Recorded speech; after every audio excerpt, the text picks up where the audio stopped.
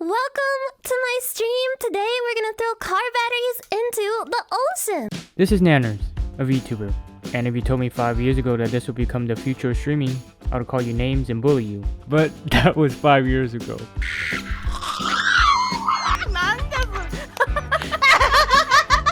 Wait, no, I'm gonna be king, baby. Okay, yeah, fuck you.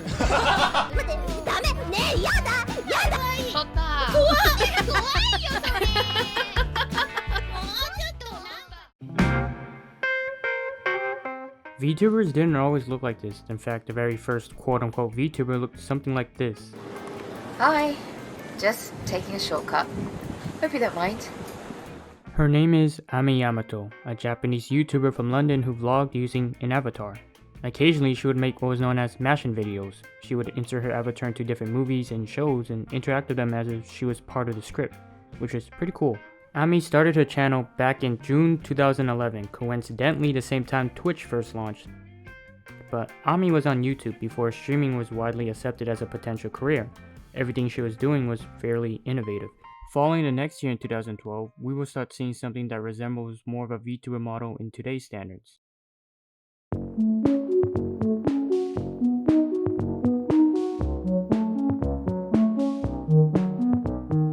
This is Honorune's first model, and she was designed by Egawa Tatsuya, the mangaka that wrote the comedy series Golden Boy.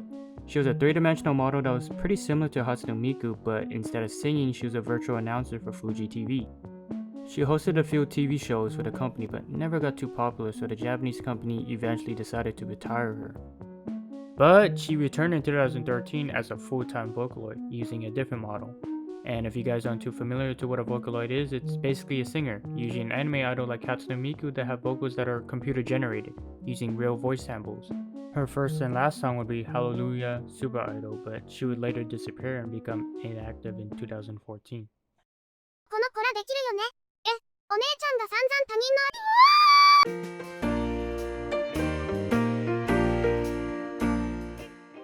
Eilene was amongst the first to do comedy skits using a VTuber model, which isn't too common today, but I'll explain why her impact in that subgenre will be important later on. Just like Honorune, she used the Vocaloid software to alter her speech to sound more like an AI. It made her videos insanely chaotic and entertaining. She had an unhinged personality, and if you just took the time to watch some of her videos, you'd definitely notice that she was ahead of her time. She even subbed her own videos in English so that people outside of Japan could enjoy her content. She also had multiple characters in her skits, all having their own unique sets of personalities and gimmicks. It was a lot of fun watching her videos, but YouTube unfortunately didn't see it that way. 今回だけは言わせてください。今まで散々 YouTube からいじめを受けてきました。ずっと黙ってましたがもう言います。何ですかお前、どうすれば私をいじめるのやめてくれるんですか？もう疲れましたよ。私が無音のおもちゃ開封動画でも作ればいいんですか？ Despite having such a fantastic audience, her videos kept getting demonetized and her channel was constantly getting mass reported, resulting in videos getting taken down, and unfortunately couldn't continue on. She was kind of just forced to leave. But instead of deleting her channel completely, she decided to just give her channel to another VTuber, Natsume Moe. That's why when you try to search up Eileen's YouTube channel, nothing shows up because it's under Natsume Moe. But despite giving up her channel, Eilene wouldn't stop there. She would go and move on to another project, which I'll talk about later on. Funky was a streamer who was notorious for his Team Fortress 2 content. He uploaded a lot of highly edited videos, montages, and creative content on his YouTube channel, but unlike a lot of streamers, Funky wouldn't show his face a lot on stream. And so one day, he decided to be a little creative about it. If I like roll my eyes, I don't know if it'll transfer over. I hope it's looking like straight right now, because whenever I look at the chat, she looks over to the side. Yes, that's face rigging with an anime girl in 2015. Without realizing it, Funky had accidentally stumbled upon the future. He used an application called Face Rig that was released on July 7, 2015. A lot of content creators would also experiment with this as well. You could have been a fox, a tiger, really anything you wanted to be. If you showed me Funky's stream today, there's no way I would have guessed that it was 8 years ago. 8 years ago, that's insane. It was like he was trying to warn us about what was about to come the very next year. It's November 29, 2016. You go on YouTube and see a channel named AI channel in your recommendation. Not knowing what you're getting yourself into, you click on her channel and you see an idol-like Japanese AI introducing herself. Except it's not an AI, but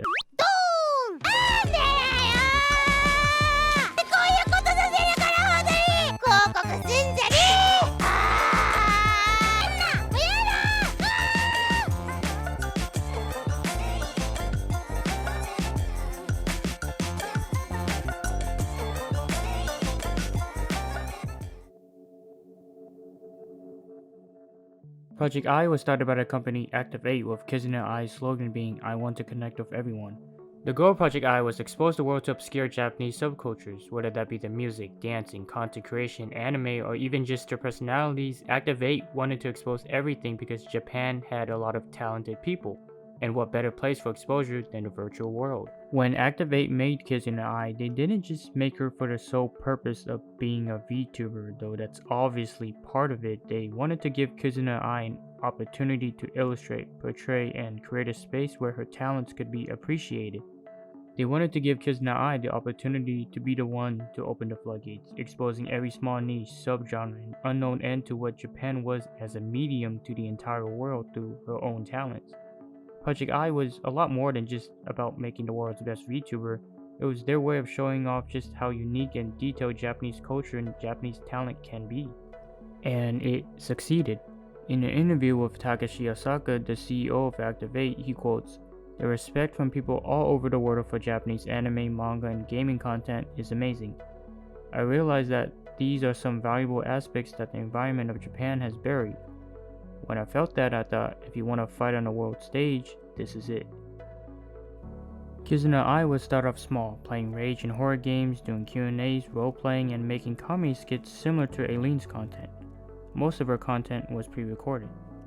When you watch Kizuna Ai, you really felt that she had no restrictions, and it seemed like she could do really anything. It was an inside joke within her community that she was an actual AI and not a person, but everyone knew she was the real deal and extremely talented.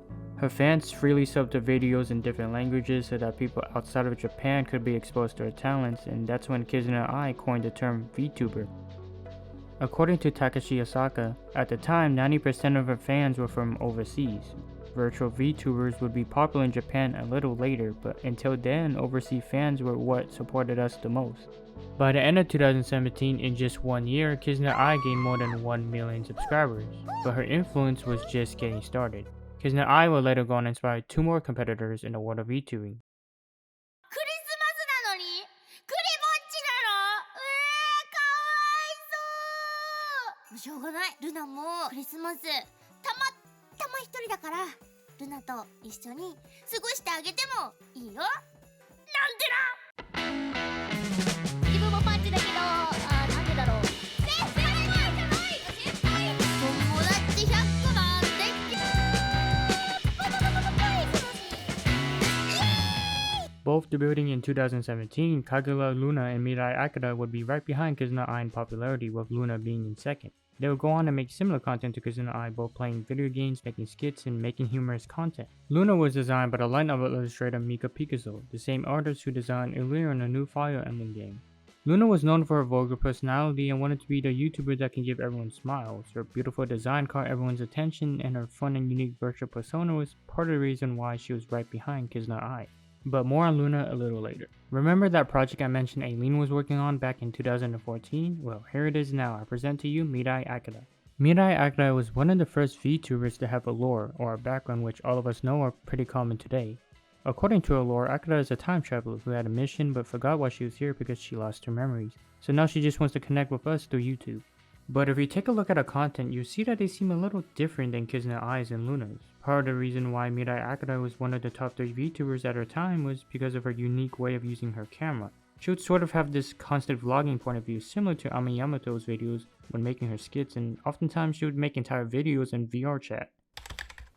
Okay, before we move on into 2018, we have to discuss the current state of Hololive. Many of you guys might not know, but Hololive didn't start off as a VTuber agency right away. It started off as a 3D stream distribution app within another company called Cover Corporation. And on September 7, 2017, Cover Corporation debuted their first VTuber, Tokuno Sora. Tokunosora was a huge success, and in just around 4 months, Kabuo Corporation decided to separate Hololive as another branch of the company. They would call Tokunosora's Generation 0. VTubers who joined Hololive before it was considered an agency, sort of like a trial run. That's where you have people like Baboko-san, Sakura Miko, Soisei, and Azuki joining the team.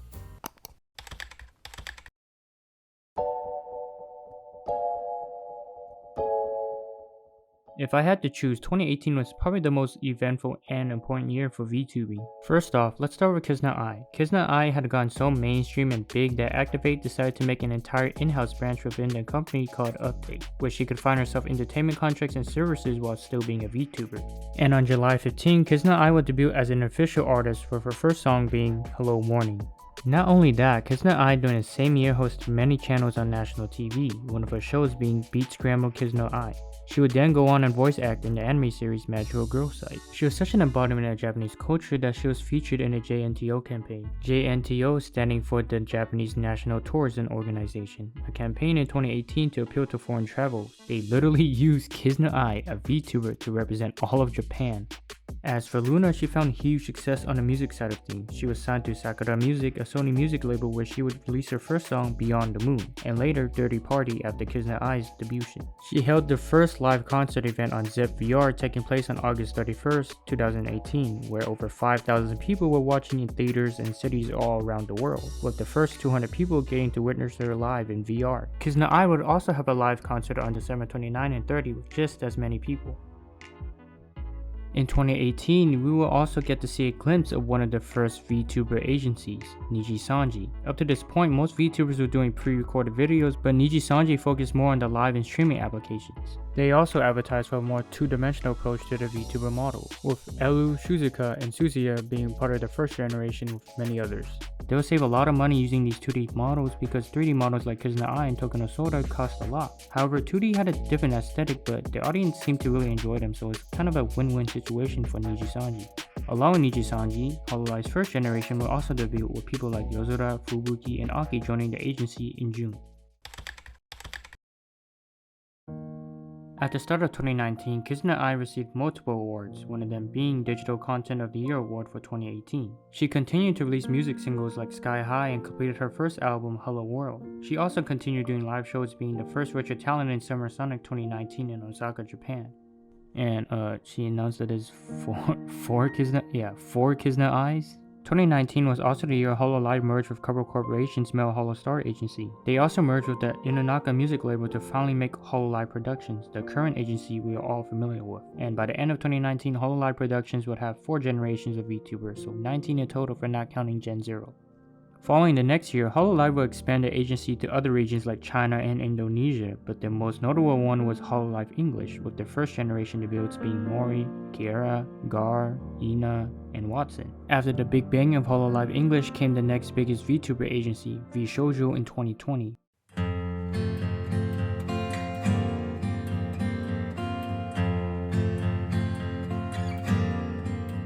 Run by Gunrun, VShoujo re-debuted VTubers who didn't have an agency like Iron Mouse, Silverville, and Nanners on Twitch, and it was a huge success. Each member averaged thousands of viewers live, they made music, some held concerts, and their dynamic as a group was extremely entertaining. While Hololive English streamed on YouTube, VShoujo took over Twitch and became completely inescapable on their platform.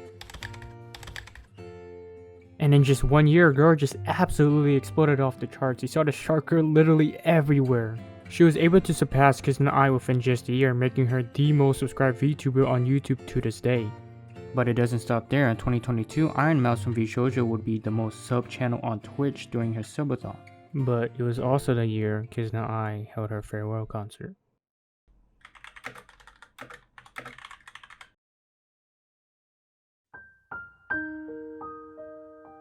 The saying "a picture says 1,000 words" is a perfect portrayal of what it felt watching her last performance.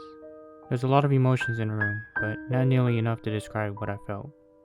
Her entrance was incredibly powerful and very symbolic to just how much impact she had.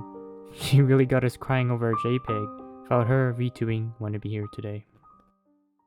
And that brings us to today. VTubers are no longer this niche subgenre of Japanese culture and have become the mainstream in our entertainment industry worldwide. On top of that, even recently, Soisei from Hololive Generation 0 was invited as the first VTuber on a Japanese show, First Take. where they are notorious for bringing famous Japanese artists to perform their songs. Seeing how VTubers started off and seeing them now is just a phenomenal image. As of me recording this video, there's even an entirely generated AI VTuber on Twitch, so as technology and AI evolves, we'll probably be seeing that more often. Who knows? It goes to show just how far VTubing has come, and I'm happy to see that the talents are finally being taken seriously. I can't tell you exactly where VTubing is heading next, or what the next biggest thing will be, but I can tell you for sure that it's been a lot of fun having them around.